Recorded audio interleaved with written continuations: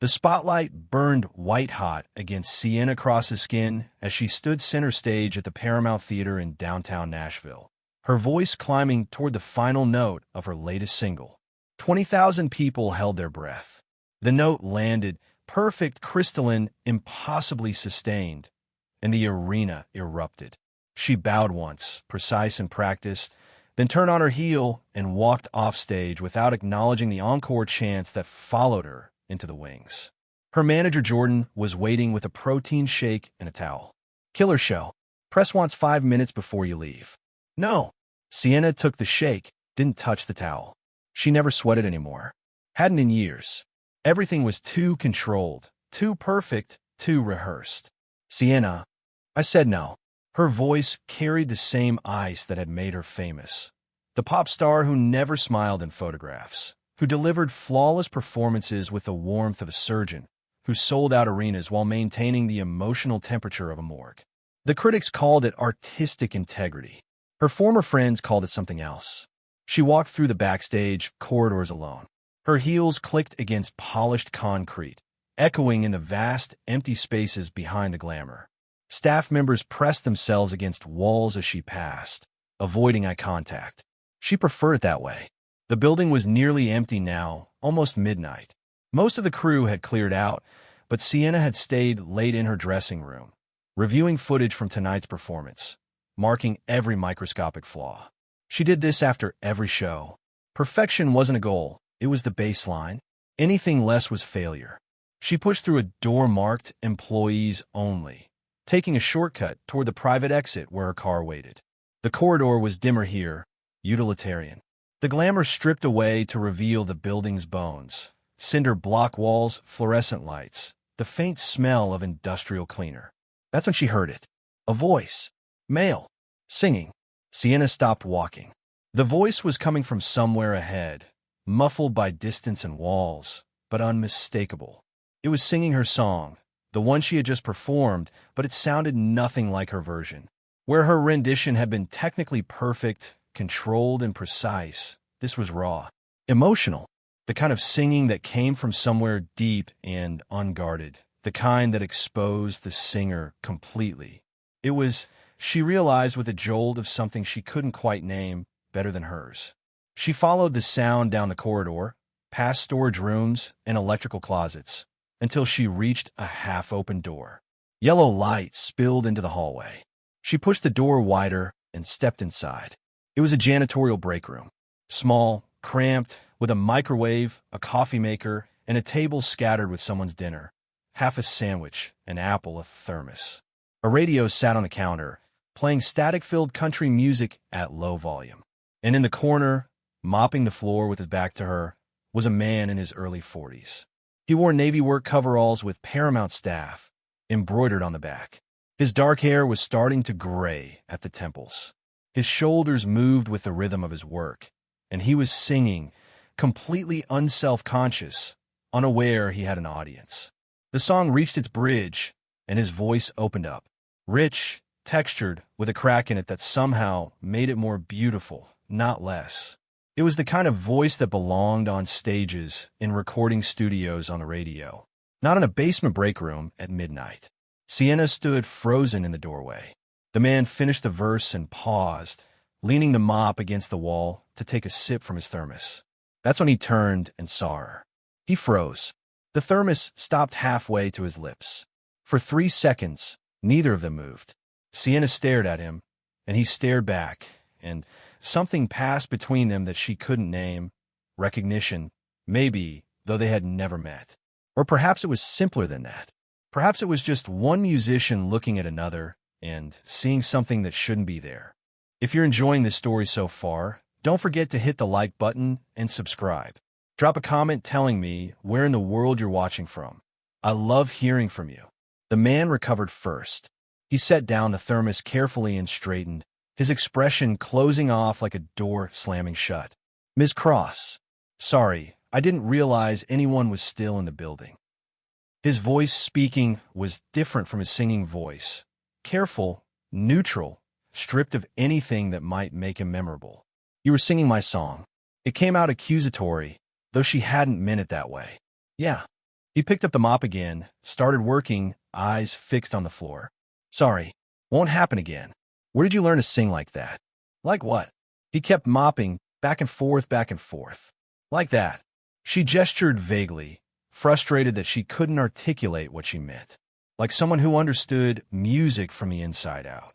Like someone who had lived inside songs long enough to know their architecture.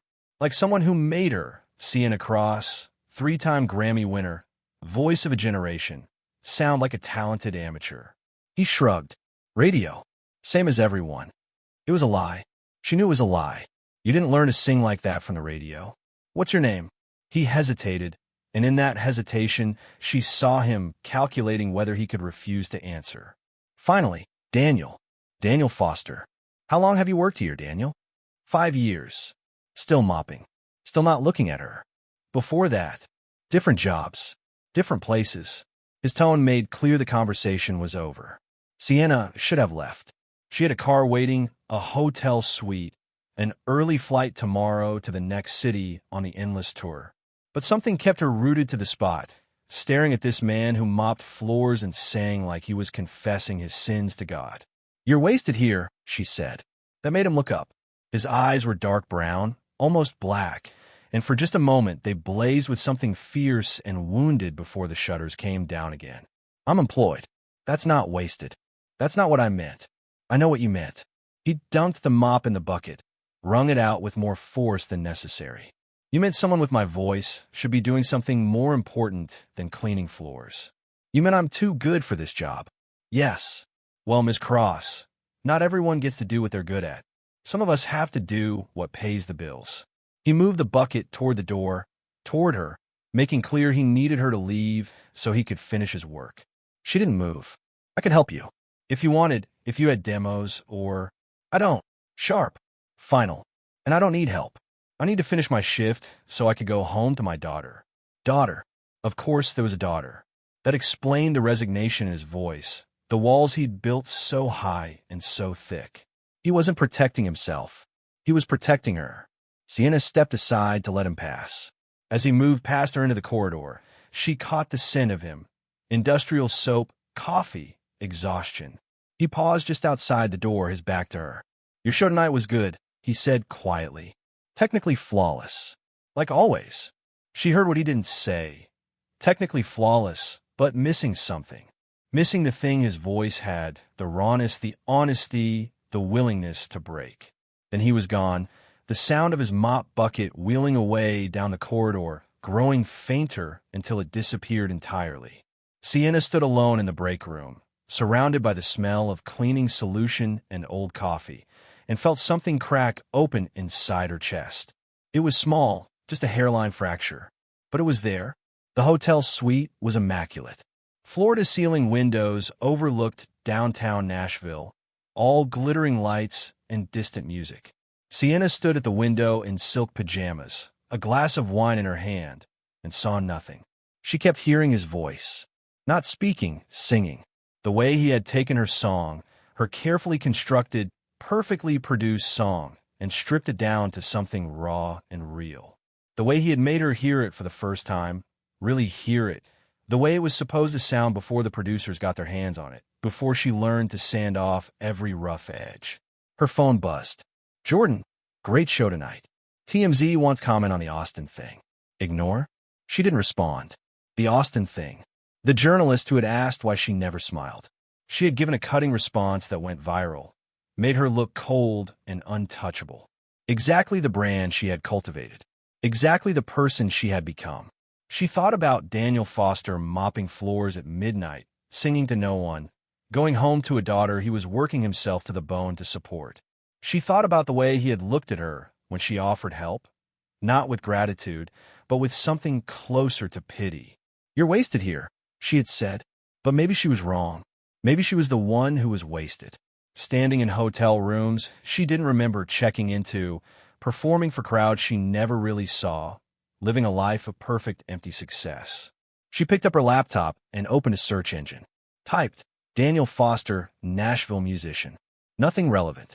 A few social media profiles that weren't him, a dentist in Memphis, a high school teacher in Kentucky. She tried, Daniel Foster, Singer, Tennessee. Still nothing. She tried variations for 20 minutes, getting nowhere, until finally she closed the laptop and admitted defeat. Whatever Daniel Foster's story was, he had buried it deep. The next morning, Sienna had Jordan cancel her flight. What? Why? We have Denver tomorrow. Push a day. I need to stay in Nashville. For what? Personal business. Jordan knew better than to push. Fine, but you're doing the radio interview tomorrow morning. It's already scheduled. Fine. She spent the day thinking. She didn't do this often anymore. Just think without agenda or schedule. She sat in a coffee shop downtown, wearing sunglasses and a baseball cap, anonymous among the tourists and songwriters, and tried to understand why she cared about a janitor with a good voice. It wasn't the voice itself. Well, that was part of it. It was something else. It was the way he had accepted his circumstances without complaint. The way he had refused her help with dignity, not pride. The way he had kept singing even though no one was listening, because the singing itself mattered to him. What had she last sung because it mattered? She couldn't remember. That night, she went back to the Paramount Theater. The evening crew was smaller, a handful of cleaning staff, a security guard who barely glanced at her ID before waving her through. She found her way back to the basement corridors, following the path she had taken the night before. The break room was empty. She checked the supply closets, the equipment rooms, the loading dock. No sign of him. She was about to give up when she heard voices, two men talking in low tones. She followed the sound to a stairwell and found Daniel Foster sitting on the bottom step with another man in matching coveralls, both of them eating sandwiches from paper bags. They looked up when she appeared. The other man's eyes went wide. Daniel just looked tired. Ms. Cross. No surprise in his voice, as if he had been expecting her. Can I help you with something? The other man stood quickly, gathering his dinner. I'm going to go check the third floor. He disappeared up the stairs, leaving them alone. Sienna descended the steps until she was standing in front of Daniel. He remained seated, looking up at her, chewing his sandwich with deliberate slowness. I want to know your story, she said. No, you don't. Yes, I do. He swallowed, took a sip of water from a bottle, set it down carefully. Why? Because you sing like someone who has something to say, and I want to know what it is. He laughed, short, bitter. I sing like someone who learned how once. Long time ago. That's all. What did you learn? He was quiet for a long moment. She thought he wasn't going to answer. Then, Berkeley. Got a scholarship. Studied vocal performance and composition. Graduated top of my class. The name hit her like a punch. Berkeley College of Music. One of the best music schools in the country. She had gone to Berkeley. 10 years after him. Maybe, but still, they had walked the same halls, studied under some of the same professors. When 2004 through 2008. Another lifetime. What happened after? His jaw tightened. Life happened. My dad got sick. Cancer. Needed full-time care. Mom had died when I was a kid, so it was just me. I moved back to Nashville to take care of him, picked up session work where I could find it. He paused, and she waited. Dad lasted 2 years. By the time he passed, the industry had moved on. I'd missed too many gigs, turned down too many opportunities. Got a reputation as unreliable. Doors closed. That's when you met her. Your daughter's mother. Yeah. His voice softened slightly. Grace. She was a songwriter. Good one. We got married, got pregnant fast. Everything was good for about 3 years. Then she got sick too. Different kind of sick. Started slow, fatigue, headaches. By the time they diagnosed the tumor, it was too late. He picked up his water bottle, held it without drinking. She died when Maya was 2. I had a daughter to raise and no career to speak of. So I did what I had to do. Found steady work. Benefits. Regular hours. Something I could count on. You stopped singing. I stopped performing. There's a difference. He finally looked at her directly. I sing for Maya. I sing when I work. I sing because I can't help it. But I don't perform. I don't chase it anymore. Sienna sat down on the step beside him, not touching, but close enough to feel the exhaustion radiating off him like heat. How old is Maya now? 8. Smart as hell. Wants to be a scientist. Not a singer, thank God. You didn't want her to follow in your footsteps? I don't have footsteps worth following. He crumpled up his sandwich wrapper, tucked it back in the paper bag. Look, Miss Cross. Sienna. He ignored that. I appreciate whatever this is. The interest, the concern. But I don't need rescue. I'm not your redemption arc. I'm just a guy who works nights, so he can be there when his kid gets home from school. That's it. That's not it. Yeah, it is. She turned to look at him fully. You have a gift. A real one. And you're wasting it. His expression hardened. See, that's where you're wrong. I'm not wasting anything. I'm using my gift exactly how I need to keep a roof over my daughter's head, food in her stomach, clothes on her back. That's not waste. That's survival. But nothing. He stood up, grabbed his water bottle and lunch bag. You don't get to tell me what my gift is worth. You don't get to decide what's important in my life. You stand on stages and sing for strangers and collect awards and think that's what matters. Good for you. But my daughter matters more. He started up the stairs, then stopped and looked back. You want to know why I sing your songs while I mop floors? Because they're good songs. Technically perfect. Beautiful melodies, smart lyrics. But you know what they're missing? She didn't answer. They're missing you. The real you. Whatever that is. You sand off every rough edge, control every breath, perform every note like you're afraid someone might see past the perfection and find out you're human. He shook his head. You called me wasted. Look in a mirror. Then he was gone, his footsteps echoing up the stairwell until they faded into silence. Sienna sat alone on the cold concrete steps, surrounded by the institutional smell of the building's basement, and felt the crack in her chest widen into something that might actually hurt. He was right. She knew he was right. She had spent 15 years building a fortress of perfection, and somewhere along the way she had locked herself inside it. No rough edges. No mistakes. No humanity. She pulled out her phone and scrolled through her camera roll. Photos from last night's concert. Her in perfect makeup, perfect lighting, perfect hair. She looked like a statue. Beautiful and cold and utterly lifeless. She kept scrolling back further. Years of photos, all the same. Red carpets, magazine covers, award shows. Always alone. Always perfect. Always empty. She stopped on a photo from 12 years ago. She was 21, barely graduated from Berkeley, performing at a tiny bar in Boston for maybe 30 people. Her hair was messy, her makeup smeared from sweat. She was grinning at the camera, mid-song, caught in a moment of pure, unguarded joy. She didn't recognize herself. Sienna closed her eyes and made a decision that felt both terrifying and inevitable. She wasn't going to Denver tomorrow. She wasn't going anywhere. She was going to stay in Nashville and figure out what Daniel Foster knew that she had forgotten. She was going to learn how to be human again. Sienna spent the next morning in her hotel room, staring at her phone. Jordan had called 4 times. Her publicist twice. The label president once. She answered none of them. Instead, she researched. She started with Berkeley's alumni database, searching graduation records from 2008. There he was, Daniel Marcus Foster. Vocal performance, magna cum laude. Dean's List all 4 years. The photo showed a younger version of the man she'd met. Same dark eyes, same intensity, but without the weight. He looked hopeful in that picture, like someone who believed the world would give him what he deserved if he worked hard enough. She wondered when he stopped believing that. She found more pieces scattered across the internet. A review from 2009 of a showcase at the Bluebird Cafe. Daniel Foster's voice carries the kind of authenticity Nashville pretends to value but rarely rewards. Keep an eye on this one. A wedding announcement from 2010. Daniel Foster and Grace went to wed at Centennial Park.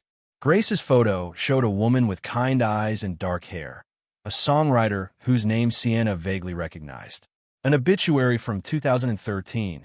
Grace when Foster, 29, beloved wife and mother, lost her battle with brain cancer. After that, nothing. Daniel Foster had simply disappeared from the public record. No social media presence. No performance credits. No nothing. He had erased himself. Sienna closed her laptop and looked out at the Nashville skyline. She had told Jordan she was staying for personal business, which was close enough to the truth. But the truth was messier than that. The truth was that Daniel Foster had held up a mirror, and she didn't like what she saw reflected there. You sand off every rough edge, control every breath, Perform every note like you're afraid someone might see past the perfection and find out you're human. The words had kept her awake most of the night. Because he was right. She had built her entire career on control. Never let them see you sweat. Never let them see you cry. Never let them see anything that might suggest you were anything less than perfect. It had made her successful. It had also made her miserable. She picked up her phone and dialed Jordan. Jesus Christ, Sienna, where have you been? I'm staying in Nashville another week. Silence. Then what? No. Denver is tomorrow, then Seattle, then Portland. We can't just cancel them. Sienna, I'll do phone interviews, virtual appearances, whatever. But I'm not getting on a plane. Why? What's going on? She didn't have an answer that would make sense to Jordan. I met a janitor who sings better than me, and I need to figure out why that matters sounded insane, even in her own head. I need a break, she said instead. You don't take breaks. I'm taking one now. She hung up before Jordan could argue further. That afternoon, Sienna did something she hadn't done in years. She went for a walk without a destination. No security, no assistant, just her in jeans and a hoodie, wandering through downtown Nashville like a normal person. She ended up in a neighborhood called Germantown, all brick buildings and coffee shops and young families pushing strollers. She bought a coffee from a place that didn't recognize her and sat on a bench in a small park, watching people live their ordinary lives. A father and daughter walked past, the girl maybe 8 or 9, chattering about something that had happened at school. The father listened with complete attention, asking questions, laughing at her jokes. There was an ease between them, a trust that made Sienna's chest ache. Maya, Daniel's daughter, was 8. Did he bring her here? Did they walk through this park together? She stayed on the bench for 2 hours, drinking cold coffee and thinking about what it meant to have someone depend on you completely. To make choices not based on what would advance your career or maintain your brand, but simply on what would keep another human being safe and fed and loved. She had never had that. Her parents had been supportive in their way, paid for vocal lessons, drove her to auditions, but they had also been distant, busy with their own lives, their own concerns. When she got signed at 19, they were proud, but not surprised. When she stopped calling as often, they didn't push. She couldn't remember the last time someone had needed her, really needed her, not in the way fans needed the idea of her, or the way her team needed her to show up and perform, but in the fundamental, non-negotiable way a child needs a parent. What would that be like? To matter that much to someone? She went back to the Paramount that night at 11:30. The security guard recognized her this time, barely glanced at her ID. Looking for someone specific, he asked. Daniel Foster, janitorial staff. The guard nodded slowly. 4th floor tonight. East wing. She took the elevator up, emerged into a corridor lined with dressing rooms. Somewhere down the hall, she could hear the distant hum of a vacuum cleaner. She followed the sound and found him in one of the larger dressing rooms, the kind reserved for headliners, running a vacuum over plush carpet. He had earbuds in, didn't hear her approach. She watched him work for a moment. He moved with efficiency, but not rush, taking care with the corners, moving furniture to clean underneath. There was something almost meditative about his movements, like he had done this so many times it had become a kind of rhythm. She knocked on the doorframe. He looked up, saw her, and something that might have been resignation crossed his face. He pulled out his earbuds and turned off the vacuum. Ms. Cross, I asked you to call me Sienna, and I decided not to. He started wrapping the vacuum cord with practiced motions. What can I do for you? I want to apologize. That surprised him. He stopped winding the cord and looked at her directly. For what? For telling you that you were wasted here. For offering help you didn't ask for. For treating your choices like they needed my approval. She stepped into the room. You were right. I don't get to decide what matters in your life. He studied her for a long moment. Okay. Apology accepted. He finished with the cord and pushed the vacuum toward the door. Was that all? No. She took a breath. I want to know how you do it. Do what? Keep singing. Keep caring about music even when it's not giving you anything back. How do you not become bitter? He leaned against the doorframe, arms crossed. Who says I'm not bitter? Your voice.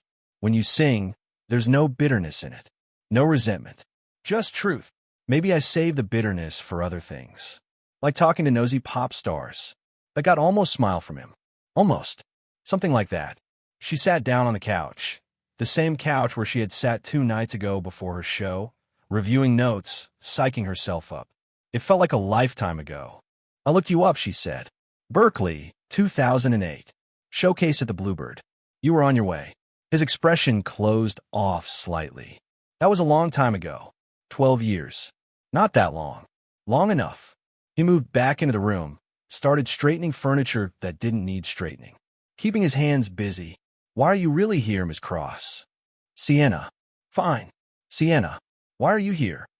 She thought about how to answer that. The truth was complicated and embarrassing, and she wasn't sure she fully understood it herself. You said something last night about my songs missing me, the real me. He nodded slowly. You were right. I've spent so long being perfect that I forgot how to be real. And I think, she trailed off, searching for the right words. I think maybe you remember how to do that. And I want to learn. He stared at her like she had just spoken a foreign language. You want to learn how to be real? Yes. From a janitor. From a musician who still loves music even though it broke his heart. That landed. She saw it in the way his shoulders dropped slightly, the way his jaw unclenched. He pulled up a chair and sat down facing her, elbows on his knees. You know what the difference is between you and me? What? You still have something to lose. I don't. That makes it easy to be real. When you've already lost everything, there's no point in pretending. Is that what Maya is? Nothing. His expression darkened. Don't. I'm not trying to insult you. I'm trying to understand. You say you've lost everything, but you have a daughter who loves you. That's not nothing. No, he said quietly. It's not nothing. It's everything. Which is exactly why I can't afford to chase dreams anymore. Dreams don't pay for doctor's appointments and school supplies and birthday parties. What if they could? They can't. But what if they could? He stood up, frustrated. What are you asking me? Because it sounds like you're circling back to offering help, and I already told you. I'm not offering help. I'm offering collaboration. That stopped in mid-sentence. What? Sienna stood up too, the idea forming even as she spoke it. I have a show next week. Well, I did. I canceled it. If I could uncancel it, and I could ask you to sing with me. Absolutely not. Why not? Because I don't perform anymore. I told you that. One song. That's all. One song in front of an audience. Let people hear what you can do. I don't need people to hear what I can do. I need to go home to my daughter and sleep for 6 hours and do this all over again tomorrow. She softened her voice. When was the last time you sang in front of people who weren't yourself? He looked away. Grace's funeral. I sang Amazing Grace because that was her favorite hymn and her name, and I thought it would mean something. But my voice cracked halfway through, and I couldn't finish, and Maya was crying, and I realized I had nothing left to give. The pain in his voice was so raw it hurt to hear. Sienna waited, letting the silence hold space for what he'd just shared.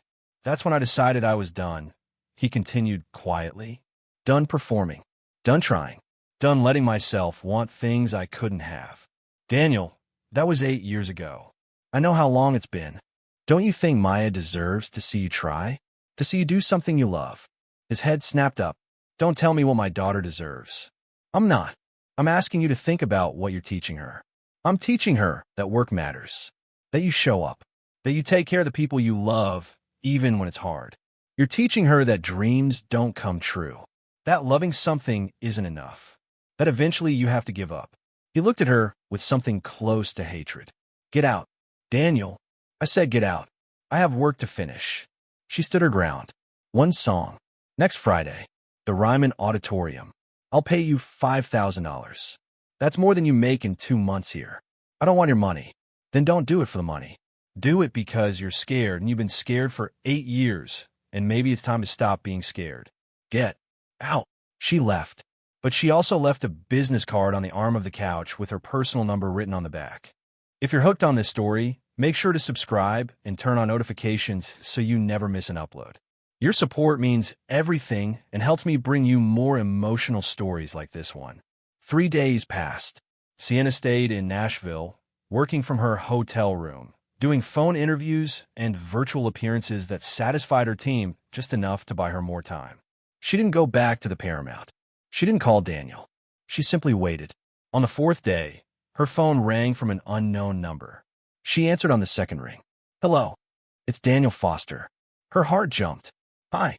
Silence. She heard breathing, hesitation, the sound of traffic in the background. "I can't do it," he said finally.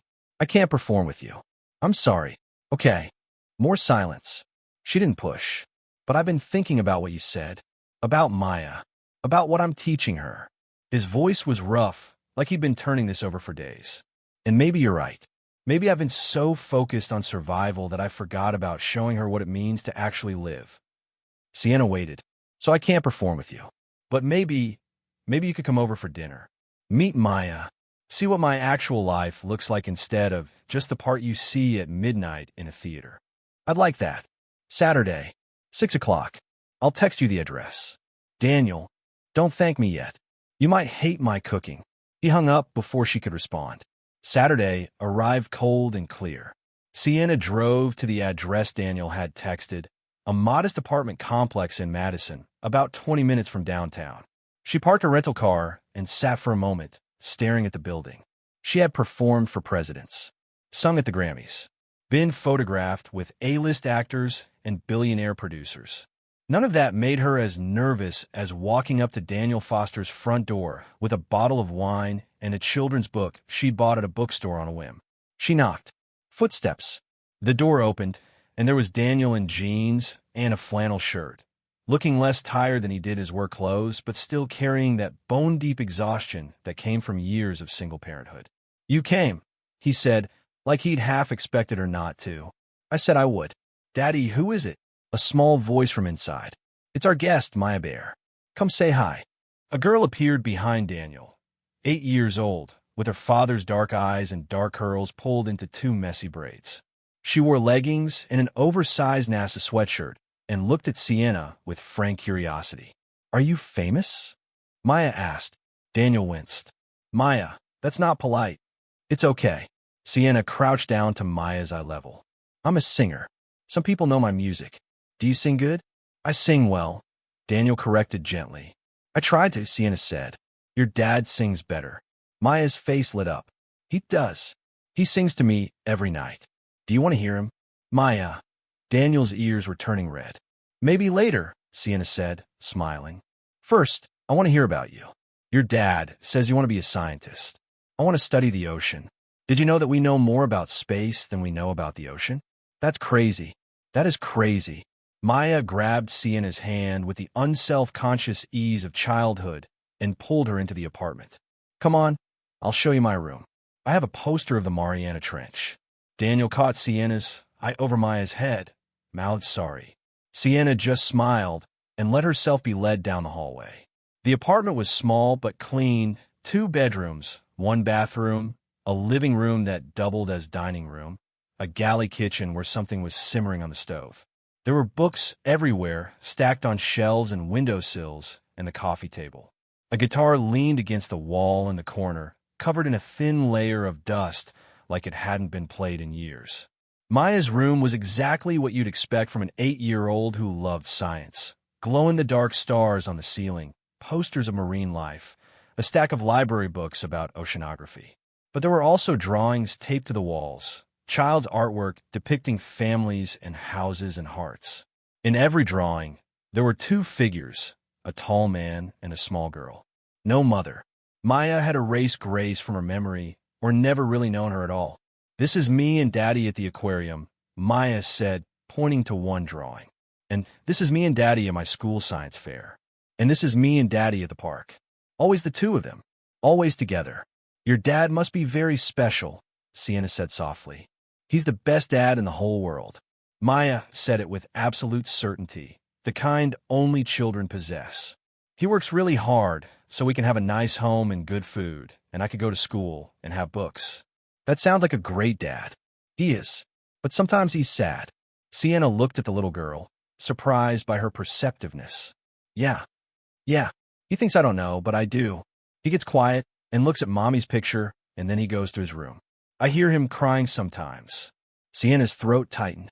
"But I don't tell him I hear it, because I think he needs to cry alone. That's what he tells me to do when I'm sad." Find a quiet place and let it out. So I let him do that too. 8 years old, Sienna thought. 8 years old and already so wise, so attuned to her father's pain, so desperate to take care of him the way he took care of her. Girls, Daniel called from the kitchen. Dinner's ready. Maya grabbed Sienna's hand again. Come on, Daddy makes the best spaghetti. Dinner was simple, spaghetti with marinara sauce, garlic bread, salad. Nothing fancy, but it was clear Daniel had put effort into it. The table was set carefully, the bread warm from the oven. They ate while Maya chattered about school, her latest library book, a field trip to the zoo coming up next month. Daniel listened with complete attention, asking questions, teasing her gently when she got too excited and talked with her mouth full. Watching them together, Sienna felt something unfamiliar stir in her chest. Envy maybe, or longing. They had so little, a small apartment, second-hand furniture, a father who worked himself to exhaustion. But they had each other. Completely, unreservedly. When had someone last looked at Sienna the way Maya looked at Daniel? With that absolute trust, that certainty of being loved? Ms. Cross. Maya was looking at her expectantly. Sorry, I missed that. I asked if you want to hear Daddy sing. He said maybe later. Is it later yet? Daniel's ears turned red again. Maya, I'm sure Miss Cross hears singing all day. She doesn't need. Actually, Sienna said, I'd love to hear it. Maya's face lit up. She jumped out of her chair and ran to the living room, coming back with the dusty guitar.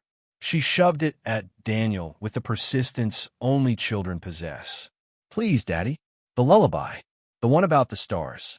Daniel looked at Sienna, then at his daughter's hopeful face, and something in him surrendered.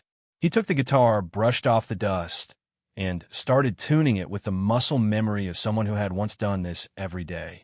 This is going to be rusty, he warned. That's okay, Maya said, climbing back in her chair. It's still good. He played a few experimental chords, winced at how out of practice he was, then settled into a gentle finger-picking pattern. When he started singing, his voice was soft, tentative at first, but it grew stronger as the song progressed. It was a lullaby about stars and oceans, and a little girl who dreamed of swimming with whales. The lyrics were simple but sweet, clearly written for Maya specifically.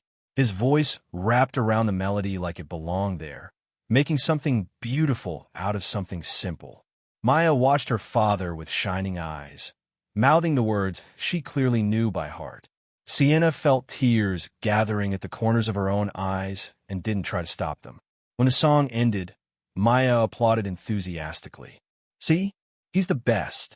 He really is, Sienna said, and meant it. Daniel set the guitar down carefully, like it might break if handled wrong. His expression was complicated, embarrassed, vulnerable, but also something that looked like relief.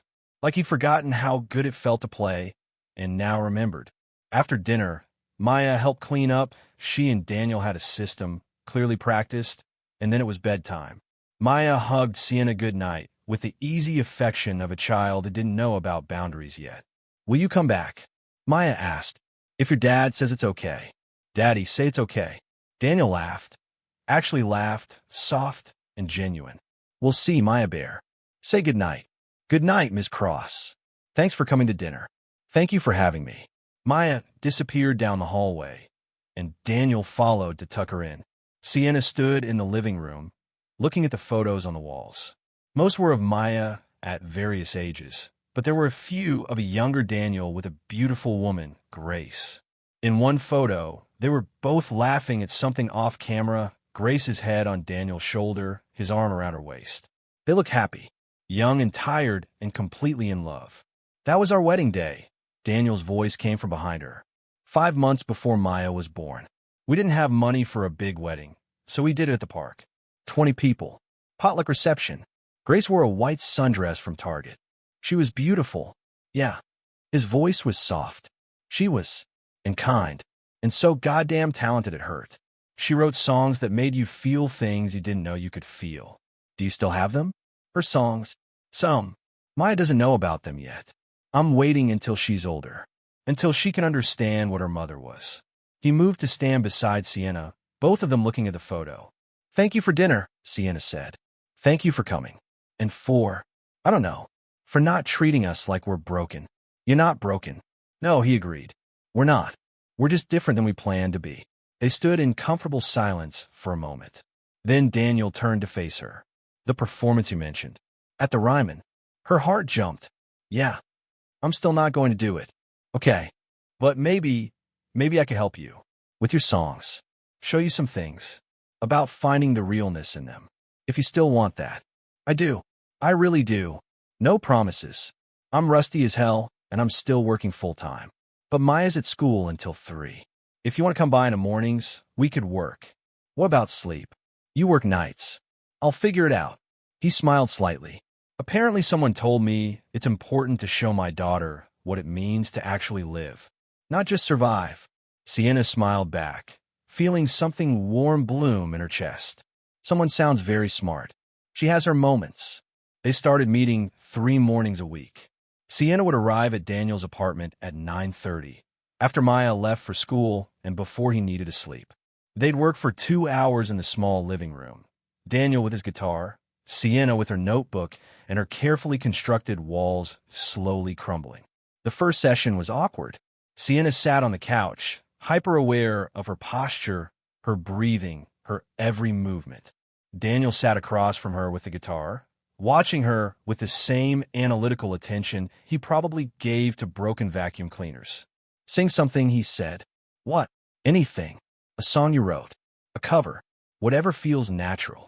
Nothing felt natural. But she sang anyway. One of her hits, a song that had gone triple platinum and won her a Grammy. She performed it the way she always did. Technically perfect, every note precisely where it belonged. When she finished, Daniel was quiet for a long moment. What? She asked defensively. Do you know what that song is about? Of course. I wrote it. No, I mean what it's actually about. Not the words. The feeling underneath the words. She stared at him. It's about a relationship ending. About 2 people who love each other but can't make it work. Okay, and when you sing it, do you feel that? She stopped. Thought about it honestly. I feel like I'm performing it correctly. That's different. Ow! He set down the guitar and leaned forward. When you sing, it's like you're reading a script. Every word is perfect. Every note is right, but there's no you in it. You're hiding behind the technical excellence. That's not true. I put emotion into my songs. Do you? Or do you put what you think emotion should sound like? The words stung because they were accurate. Sienna looked away, feeling something hot and uncomfortable in her throat. I don't know how to do it differently, she said quietly. Yes, you do. You just don't let yourself. How do you know? Because I've been where you are. After Grace died, I shut down completely. Couldn't let myself feel anything because if I started, I was afraid I'd never stop. So I just went through the motions, sang the notes, but none of the meaning. What changed? Maya. She asked me why I didn't sing like I used to. Said it sounded like I was sad even when I was singing happy songs. And I realized she was right. I was using music to hide instead of using it to heal. He picked up the guitar again. So I'm going to ask you to do something scary. Sing that song again, but this time, don't worry about hitting the notes perfectly. Don't worry about breath control or technique or anything you learned in school. Just think about what the song means and let yourself feel it. That's going to sound terrible. Probably. At first. But that's okay. It did sound terrible. Her voice cracked in places. She went flat on a note she'd nailed 1,000 times. She rushed the tempo and then overcorrected. It was a disaster. But something happened halfway through. She stopped thinking about the mechanics and started thinking about the story. About 2 people she'd based the characters on, about the real heartbreak she'd witnessed and tried to capture. And her voice opened up in a way it hadn't in years. When she finished, tears were running down her face. Daniel was smiling. Now, that was real. They fell into a routine. Mondays, Wednesdays, Fridays at 9:30. Daniel would make coffee, terrible coffee, instant stuff from a jar, and they'd work through Sienna's catalog, stripping away the overproduction and finding the emotional core underneath. He was a patient teacher, but a demanding one. When she fell back into performance mode, he'd stop her immediately. That's the Grammy version. I want the true version. What's the difference? The Grammy version wants to impress people. The true version wants to connect with them. Slowly, Painfully, she started to understand what he meant. She also started to understand him. The way he rubbed his left shoulder when it ached from years of physical labor. The way he checked his phone obsessively, making sure he hadn't missed a call from Maya's school.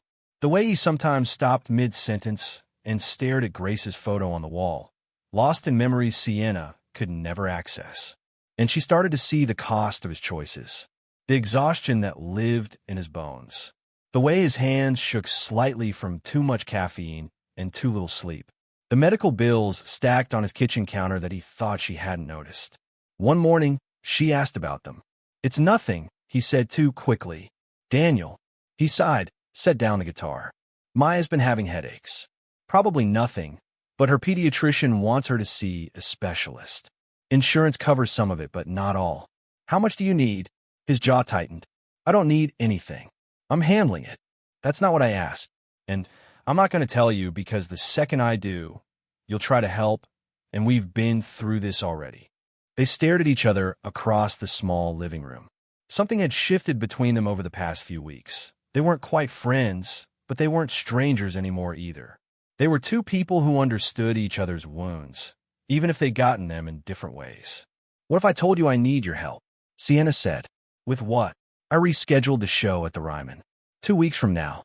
And I want to do something different. Not just perform the hits the way everyone expects. I want to strip everything down. Make it real. The way you've been teaching me." "Okay, that's good.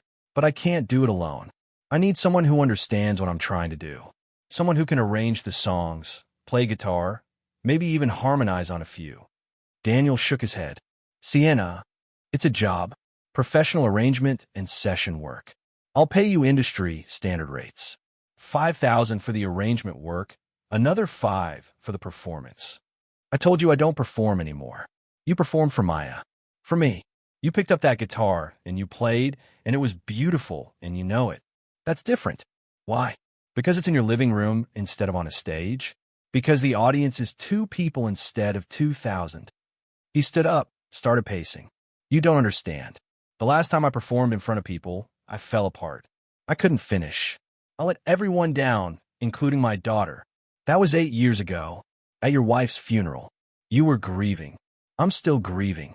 I know, but you're also still here. Still singing. Still teaching. Still raising an incredible kid who thinks you hung the moon." She stood up too, moved closer to him. "Daniel, you told me I was hiding behind perfection. Maybe you're hiding behind grief. Using it as an excuse to never risk anything again." His expression flashed with anger. "You don't get to. I know. I don't get to tell you how to live your life. But I'm asking you to consider the possibility that Maya deserves to see her father do something brave. Not just survive, but really live. Don't use my daughter against me. I'm not using her against you. I'm reminding you what you said when you invited me to dinner. That you wanted to show her what it means to actually live." He turned away from her, shoulders tight with tension. For a long moment, he said nothing. Then, very quietly, "I'm terrified. I know. What if I freeze up there? What if I can't do it? Then I'll be right there with you. And we'll get through it together." He turned back to face her, and she saw tears in his eyes that he was fighting to hold back. "Why does this matter so much to you?" "Because you gave me something I didn't know I needed. You showed me how to be real again, how to feel things instead of just performing them. And I want to give you something back." "I don't need anything back." "Yes, you do. You need to remember that you're not just Maya's dad or a guy who cleans floors. You're Daniel Foster. You graduated from Berkeley magna cum laude. You wrote songs that made people cry. You have a gift, and you deserve to use it." He pressed his palms against his eyes, took a shaky breath. When he dropped his hands, the walls were down. All the defenses he'd built over 8 years of single parenthood and survival, they were finally crumbling. "Okay," he whispered. "Okay. Okay. I'll do it. I'll help you with the show. But if I embarrass myself up there, you won't. You can't promise that." "No, but I believe it anyway." The next 2 weeks were a blur. Daniel rearranged 7 of Sienna's songs, stripping them down to acoustic guitar and raw vocals. They rehearsed every morning, sometimes going overtime until Maya got home from school. The little girl would burst through the door, backpack flying, and find them hunched over the guitar, arguing about a chord progression or a lyric interpretation. "Are you guys done being boring yet?" Maya would ask. "Because I want snacks." Daniel would laugh and make her a snack, and Sienna would watch them together. The easy rhythm of their relationship, the way they communicated in shorthand built from years of being each other's entire world. One afternoon, Maya asked Sienna if she could stay for dinner again. "I don't want to impose," Sienna said. "It's not imposing," Daniel said. "We're having tacos. There's plenty." So Sienna stayed. And then she stayed again the next time Maya asked. And again after that. She found herself bringing things, ingredients for better coffee, a book she thought Maya would like, take out on the nights when Daniel was too tired to cook. Small gestures that felt more significant than they should. Jordan noticed. "You're different," her manager said during one of their video calls. "Lighter, somehow. What's going on in Nashville?" "I'm working on a show." "For 3 weeks?" "Sienna, we could be making money right now. The label is getting anxious." "Let them be anxious. This is important." "What's important?" "Hanging out in Nashville when you could be learning how to be human again." Sienna cut her off. "That's what's important." Jordan was quiet for a moment. "Is this about a person?" "It's about me. Finally figuring out what matters." 3 days before the show, Daniel's phone rang at 2 in the morning. Sienna knew because hers rang 30 seconds later. "Hello. It's Daniel." His voice was tight, with barely controlled panic. "Maya's in the hospital. They think it might be something serious with the headaches. They're running tests." Sienna was out of bed and pulling on clothes before he finished the sentence. "Which hospital?" "Vanderbilt. But you don't have to. I'm coming. I'll be there in 20 minutes." She made it in 15. She found Daniel in the pediatric emergency room, sitting in a plastic chair with his head in his hands. When he looked up and saw her, something in his expression cracked open. "They think it might be a tumor," he said. "Like Grace. They're doing an MRI right now to be sure, but the symptoms are similar and I can't do this again, Sienna. I can't lose her too." Sienna sat down beside him and took his hand. It was shaking. "You're not going to lose her. Not until we know what we're dealing with." Grace's symptoms started with headaches too, and then it got worse so fast, and by the time they found it, it was too late to. His voice broke. He covered his face with his free hand, shoulders shaking with silent sobs. Sienna put her arm around him and held him while he cried. They sat like that for an hour, waiting while hospital sounds echoed around them. Beeping machines, hushed conversations, the squeak of shoes on linoleum. Finally, a doctor emerged. Young, professional, her expression carefully neutral. "Mr. Foster?"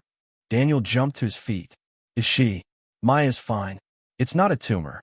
The relief that washed over Daniel's face was so profound Sienna felt her own throat tighten. "Then what is it?" "She needs glasses. Fairly strong prescription. The headaches were for my strain. She's been squinting at the board at school, reading in poor light, straining to see. Once we get her fitted with proper glasses, the headaches should resolve completely." Daniel stared at the doctor like she'd just spoken in another language. "Glasses." "Yes, glasses. Not a tumor. Not a tumor." He laughed, a strangled, disbelieving sound that turned into more crying. Relief crying this time, the kind that comes when the worst thing you can imagine doesn't happen. The doctor smiled gently. "She's asking for you. Room 7. Daniel practically ran down the hallway. Sienna followed at a distance, giving them space. Through the doorway, she could see Maya sitting up in the hospital bed, looking small in a gown too big for her. When she saw her father, her face lit up. "Daddy, they said I get to wear glasses. Like a scientist." Daniel gathered her into his arms and held her tight, pressing his face into her hair. "Yeah, baby, like a scientist. Are you crying?" "Happy tears, Maya Bear. Just happy tears." Sienna stepped back, giving them their moment. She walked to the waiting room, sat down in one of those uncomfortable plastic chairs, and let herself cry too. Not for sadness, for the reminder of how fragile everything was. How quickly joy could turn to terror and back again. How Daniel had been carrying the weight of his worst fear, losing Maya the way he'd lost Grace, and how that fear had been coloring every choice he made. No wonder he didn't want to risk anything. When you'd already lost everything once, the thought of losing it again was unbearable. They kept Maya overnight for observation, just to be safe. Sienna stayed in the waiting room, sleeping in fits and starts in a chair that felt designed to prevent rest. At 6 in the morning, Daniel found her there. "You're still here. Where else would I be?" He sat down beside her, looking exhausted but lighter somehow. "They're discharging her this morning. I called in sick to work. First time in 5 years." "Good. Thank you for coming." "You didn't have to." "Yes, I did." He looked at her for a long moment. Something in his expression had changed. The walls were gone, replaced by a tentative openness that made him look younger despite the exhaustion. "The show," he said. "It's in 2 days." "I know. And if you need to cancel, I understand completely." "Maya comes first." "No, I want to do it. More than before. Because tonight reminded me that life is short and unpredictable and terrifying. And if I keep waiting until it feels safe to take risks, I'll be waiting forever." Sienna felt warmth spread through her chest. "You're sure?" "I'm sure I'm terrified. But I'm also sure that I want Maya to see me try. Even if I fail. Maybe especially if I fail. So she knows that failing isn't the end of the world." "You're not going to fail." "You keep saying that." "Because I keep believing it." The Ryman Auditorium, the mother church of country music, stood glowing against the Nashville night. The marquee read, "Sienna Cross, an evening unplugged." Backstage, Sienna stood in front of a mirror, staring at her reflection. She wore jeans and a simple black top. No elaborate costume, no armor. Just her. There was a knock on the dressing room door. "Come in." Daniel stepped inside, guitar case in hand. He looked terrified. "How's Maya?" Sienna asked. "Good. She's in the front row with Mrs. Patterson from the community center. New glasses and everything. She looks like a tiny professor." Sienna smiled. "And you? How are you?" "I'm about to throw up." "That's normal." "Is it?" "Before every show, I spend 10 minutes in the bathroom convincing myself I can do this. It never gets easier." "That's not reassuring." "It's not supposed to be reassuring. It's supposed to be honest." He set down the guitar case and moved to stand beside her at the mirror. They looked at their reflections together, her in street clothes, him in dark jeans and a button-down shirt Maya had picked out. Two people who had somehow found each other in the space between success and survival. "What if I freeze?" he asked quietly. "Then I'll keep singing until you unfreeze." "What if my voice cracks?" "Then it cracks. Voices crack. It's human." "What if everyone realizes I'm just a janitor pretending to be a musician?" She turned to face him directly. "You're not a janitor pretending to be a musician. You're a musician who happens to clean buildings for a living. Those are two different things." He took a deep breath, let out slowly. "Grace used to say something before I performed. Let them see you." She said the best performances weren't about being perfect. They were about being brave enough to let people see who you really were. She was right. "Yeah." He smiled slightly. "She usually was." Someone knocked again. 5 minutes, Ms. Cross." "Thank you." Daniel picked up his guitar. Sienna took his free hand and squeezed once. "Let's go show them who we really are." The house lights dimmed. 2,000 people fell silent. A single spotlight illuminated 2 stools and 2 microphones at center stage. Sienna walked out first. The applause was immediate and deafening. She smiled, a real smile, not her carefully practiced public one, and raised a hand. "Thank you for being here tonight. This is going to be different from my usual shows. No backing band, no production, no safety net. Just me and my friend Daniel, stripping these songs down to their bones, and hopefully finding something real underneath." She gestured to the wings. "Daniel, come on out." For a moment, nothing happened. Then Daniel Foster walked onto the stage of the Ryman Auditorium, carrying a guitar, looking absolutely terrified. The applause continued. He sat down on his stool, adjusted the microphone with shaking hands, looked out at the audience, and found Maya. Even from the stage, Sienna could see the little girl's face shining with pride. Daniel took a breath, looked at Sienna. She nodded. He started playing. The first few notes were tentative, but then muscle memory took over. His fingers found the chords, and when Sienna started singing, his voice joined hers in harmony. It was raw, imperfect, beautiful. They performed 7 songs, all of Sienna's, but transformed into something new through Daniel's arrangements and their combined voices. When Sienna's voice threatened to break on an emotional lyric, she let it break. When Daniel's harmony went slightly off, he didn't try to cover it. They just kept singing, kept being honest, kept letting 2,000 strangers see them exactly as they were. Between songs, Sienna told stories about learning to be real again, about meeting someone who reminded her why she fell in love with music in the first place. She didn't say Daniel's name or explain his story. That was just to tell if he wanted, but she made clear how much this night meant to her. The final song was the one they'd worked on most, the one Sienna had sung that first morning in Daniel's apartment, the one about love and loss and finding a way forward. This time, they sang it as a duet, their voices weaving together in a way that made the song feel brand new. When the last note faded, the silence lasted for 3 full seconds. Then the audience erupted. Standing ovation. 2,000 people on their feet, applauding not just the performance, but the courage it took to be that vulnerable in public. Sienna looked at Daniel. He was crying, smiling, shaking with adrenaline and relief. "We did it," he said. "You did it." In the front row, Maya was jumping up and down, clapping so hard her new glasses bounced on her nose. They took their bows together and walked off stage to thunderous applause that followed them all the way to the wings. 2 hours later, after the venue had emptied and the crew had packed up, Sienna found Daniel sitting on the stage steps with Maya asleep against his shoulder. The little girl's new glasses were crooked, her mouth slightly open, completely exhausted from the excitement. "She made it about an hour past her bedtime," Daniel said softly. Then it crashed hard. Sienna sat down beside them. "How do you feel?" "Like I just ran a marathon. And like I want to do it again." Yeah. He adjusted his hold on Maya, careful not to wake her. "I forgot what it felt like. To connect with people through music. To share something real and have them respond to it. I've been so focused on survival that I forgot what living felt like." "So you'll keep doing it?" "I don't know about that. I still have bills to pay and a kid to raise. But maybe I don't have to choose between music and survival. Maybe I can find a way to do both." Sienna smiled. "For what it's worth, you have a standing invitation. Anytime I perform, anywhere in the world, there's a spot for you if you want it." "That's a nice offer." "It's not just an offer. It's a promise." They sat in comfortable silence, surrounded by the empty grandeur of the Ryman.